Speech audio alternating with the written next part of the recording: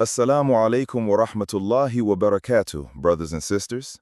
Welcome to the BeQuran Podcast, where we journey through the Qur'an one verse at a time. I'm your host, Ali. And I'm Fatima. Together, we'll explore the wisdom of the Qur'an, reflect on its meaning, and share insights to help you live a more spiritually connected life. Whether you're listening on your morning commute, at home with your family, or winding down your day, this podcast is for you.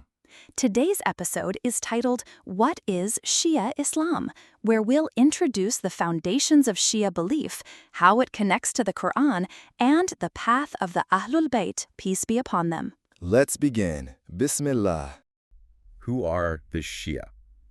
We'll be looking at definitions, history, and what this specific source material tells us about how this group understands itself and its place within the broader Muslim community. It's definitely a particular lens on a complex topic. Absolutely. And these sources, they lay out a distinct perspective, They trace the origins of the term, the community, right through early Islamic history, highlighting key moments, key figures that shaped their identity as seen through the eyes of this material. It really is about understanding a specific historical and theological narrative here. Okay, let's unpack this stack then and see what knowledge nuggets rise to the top. Where should we begin? Well, let's start with the very name itself. What does the term Shia actually mean, according to this material? It tells us it's quite simple, really. It just means follower. Follower. That sounds incredibly broad. Was it always tied specifically to Islam this way? No, actually. The source points out that the Quran uses this word Shia in a more general sense, like it's used to describe followers of earlier prophets, Ibrahim, Moses, Noah. It just means a group following someone. Okay. But then the source clarifies, in context of Islam, this specific material defines Shias as those who follow the core Islamic teachings, the Qur'an, the Prophet's tradition. But, and this is the key part, specifically through a designated channel, the Prophet's own family, known as Ahlul Bayt. Ah, okay. So the foundation is the same Quran and Prophet's tradition, but the path, the channel of understanding. That's the differentiator here. And here's where it gets really interesting, because the source makes a pretty significant claim. It says the Prophet Muhammad himself was the very first person to use the term Shia within an Islamic context. Is that right? That's exactly what the source material claims. Yes. According to narrations cited right here, and it does mention they can be found in both Sunni and Shia historical accounts, things like Ibn Hajar, Abdullah Ansari, the Prophet, used the term specifically to refer to Ali ibn Abi Talib and those who were his close, loyal followers. Can you share some of those specific examples mentioned in the source? That feels like a really crucial detail for understanding this perspective. Sure. The source highlights a parable attributed to the Prophet, where he compared himself to the root of a tree, Ali to the branch, his grandsons Hassan and Hussein to the fruits, And the Shias. to the leaves of that tree. It paints this picture, you see, an intimate connection to the Prophet's lineage. There's another narration mentioned too, where the Prophet apparently saw Ali and explicitly said something like, "This man and his Shias will indeed be the successful ones on the day of judgment." Wow. Okay. So according to these sources, the Prophet wasn't just like using a descriptive term casually. In their view, he was intentionally establishing and using Shia during his lifetime to identify Ali and these particular followers, elevating their status, their loyalty. Precisely. The source suggests this was meant to mark them out as being true to his path, sometimes even describing them, in terms of being elite or perhaps like special forces in their adherence. Okay, so if the term itself comes directly from the Prophet identifying Ali and his followers, what does the source say is the fundamental basis for this idea of following the Prophet's family? Why them specifically? Well, the source points directly to a very well-known teaching of the Prophet Muhammad, where he stated he was leaving behind two weighty things. That's the phrase used. Two weighty things for his community to follow after him. Okay, and those were? The Book of God, the Holy Quran, and his progeny, his family, the Ahlul Bayt. And what's notable, according to the source, is that this teaching, this hadith of the two weighty things, it's mentioned in many authentic compilations, including prominent Sunni collections like Sahih Muslim. Right. So this material basically argues that Shias are, well, simply the ones who are adhering to that specific instruction, to follow both the Quran and the Prophet's family. Okay, so it's rooted in this specific instruction from the Prophet. It sounds like it's meant to be more than just a historical label or a political grouping, though. Right. Does the source material get into the actual character, the ethical qualities expected of someone identifying as Shia. It absolutely does, yeah. The source includes a definition that's attributed to the fifth Imam in the Shia lineage, Imam al-Bukhari. And this definition, it provides a deep moral, ethical, and spiritual dimension. It's not just about affiliation. What does it say? Well, he's quoted as saying that merely calling oneself Shia, that isn't enough. Not for salvation, not for true identity. According to this definition, true Shias are recognized by their inner qualities, their piety, their profound fear and obedience towards God, their humility, their honesty. So it's about internal state as well as external action. Exactly. And the source emphasizes actions too.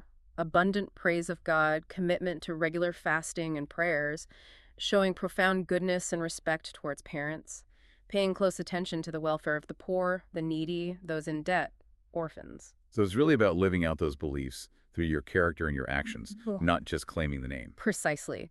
The definition highlighted in the source really stresses things like speaking the truth, engaging with the Qur'an frequently, holding back one's tongue from harmful or useless talk, being utterly trustworthy, especially towards family and relatives. The source sees this as following the exemplary manners the akhlaq demonstrated by the Prophet himself and key figures in the Ahlul Bayt like Imam Ali, Lady Fatima, Imam Hassan, Imam Hussein. It grounds the identity in lived virtue. That's fascinating. Now, this material also presents a historical narrative, and it suggests a really significant turning point, a major shift right after the Prophet's departure. How does it describe this? Yeah, the source presents a view that a major shift occurred within the Muslim community, almost immediately following the Prophet Muhammad's death. It draws parallels here, interestingly, to perceived shifts that happened after earlier prophets, like Moses' community turning to idol worship or some followers of Jesus later considering him divine, suggesting a pattern maybe of deviation after a prophet leaves. Okay. It even quotes a Quranic verse that speaks about people potentially turning back on their heels after the prophet's death. According to the source, the viewpoint presented is that the vast majority of the Muslim community, in those critical moments after the prophet's passing, diverted from the path he had laid out, specifically regarding his appointed successors, as this source understands it. And why? Why does this source claim this broad shift happened? What was the cause? It attributes this, from its perspective, to influence from the politics of the day, a power struggle, and the political ambition of certain individuals who were close to the prophet and, well, sought leadership immediately after he was gone. Politics entering the picture very quickly then. Very quickly. The source specifically mentions an event called Saqifa. This was a meeting that took place, and this is critical according to the source, while the prophet was not yet buried. Still unburied. Still unburied. It was a gathering of some prominent figures, mainly the Muhajirin from the Quraysh tribe in Mecca. They met to decide on a new leader, essentially forming a new government. And the source notes that they chose someone else, apparently overlooking Ali, despite what it describes as a prior allegiance or designation. Yes, exactly. This material claims that those at Saqifa effectively disregarded an allegiance, or what the source considers a prior designation, paid to Ali maybe 70 days earlier at Ghadir Khumm. Instead, they opted for a different leader. The source even suggests a reason given at the time was that Ali was perceived as too young, around 33 compared to older candidates present. Politics and ageism, perhaps. Perhaps. But what the source emphasizes as crucial here is that amidst this broader community shift, only a tiny minority remains steadfast with Ali. It says maybe 6 or 7 people, no more than 10. They refuse to accept the outcome of Saqifa. That's a very small number. Incredibly small. And this path, according to the source, cost them significantly. They faced challenges, even persecution, for their loyalty. These individuals are identified as the hardcore Shias, the very first nucleus who remained loyal to what they saw, based on this source's view, as the will of God and the Prophet regarding Ali and his rightful successors from the Prophet's own clan, Bani Hasham. Wow, that paints a picture of a very specific and frankly challenging origin point for this minority group as presented in this particular source. Okay, moving forward in history a bit. The source also refers to Shias today, sometimes being called Jafaris. Where does that name come from? Is it different from Shia? Right. While the term Shia originated with the Prophet himself, as the source claims, the more formal identification as the Jafari tradition, or Jafari school of thought, emerged later. This name is attributed to the 6th Imam, Imam Jafar al-Sadiq. The 6th Imam. Okay, when was this? This was roughly 70 years after the Prophet's time, and the timing is interesting because the source points out this happened during a period when the ruling dynasties, the Umayyads, then the Abbasid's, were locked in this significant power struggle against each other. Ah, so internal conflict among the rulers created a kind of vacuum, or an opening. Exactly. The source describes this political instability, this focus on power struggle, as creating a window of opportunity for Imam al-Siddiq. It allowed him, for a period, to more openly and formally articulate and disseminate Islamic jurisprudence and theology, based on the teachings that, according to this school, originated with the Prophet and were passed down through his family. He was apparently able to teach quite openly, even in the Prophet's own mosque in Medina. So this was a period of consolidation, of formalization. Precisely. This period is seen in the source as where Shi'ism was formalized, crystallized into a distinct school with its own detailed body of knowledge, leading it to be widely known as the Jafari school. And this part is particularly fascinating for anyone interested in the intersections of Islamic thought. The source mentions who actually studied under him during this period. Yes, it makes the really remarkable claim that some of the major founders of the Sunni schools of thought were direct students of Imam al-Siddiq. Direct students? Like who? Yeah. It specifically names Abu Hanifa and Imam Malik as having studied directly under him. It also notes that later figures like al-Shafi'i and Ahmad ibn Hanbal benefited from his knowledge, perhaps indirectly through his students. The source even states that at one point something like 4,000 scholars were studying under Imam al-Siddiq. 4,000. Yep. That's a huge number. It indicates a really significant intellectual center at the time. So if the Jafari school was flourishing like that, influencing such major figures across the spectrum, why does the source describe Shias today as remaining a minority group? What happened? That's a key question the source addresses. It attributes this outcome specifically to patronage, state patronage. The argument presented is that the other traditions that emerged later, the Hanafi, Maliki, Shafi'i, and Hanbali schools, received crucial support and patronage from the ruling government, particularly the powerful Abbasid dynasty. Government backing. Yes. The source argues that this government backing, through resources like media influence, financial support, political power, allowed these other traditions to be officially promoted, propagated widely, to become the dominant majority viewpoints. Sometimes, according to the source, even to the point of imposing their version of religious practice or belief. And the Jafars lacked this. The Shias, the Jafaris, according to this narrative, lacked this crucial government support. And thus, they remained, and largely are today, the minority perspective within the broader Muslim world. Wow. We've really gone deep into this specific source material and the narrative it presents. It's quite detailed.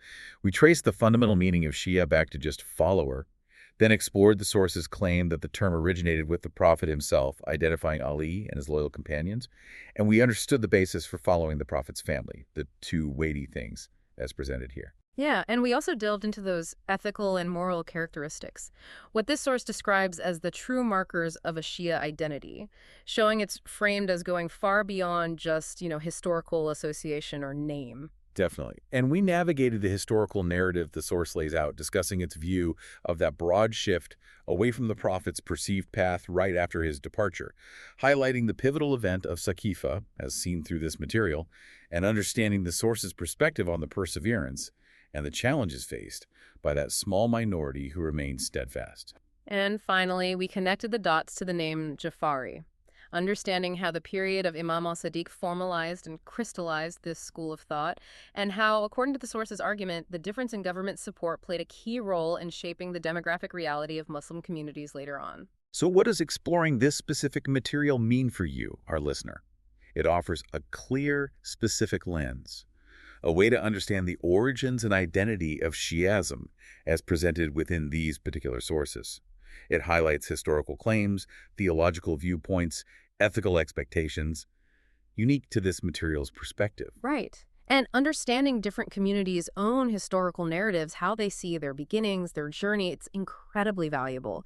It gives insight into their identity, their worldview, even if, and often because, those narratives differ from others. This deep dive gives you a shortcut, really, to being well-informed on this specific perspective from the sources you brought us. And thinking about all this raises an important question, perhaps for you to consider further. How do different historical interpretations, especially of the same foundational events in a community's past, end up shaping distinct identities, distinct paths, and distinct trajectories for groups over centuries? Definitely something to mull over. Thanks for bringing us these fascinating sources, and thank you for joining us for the deep dive.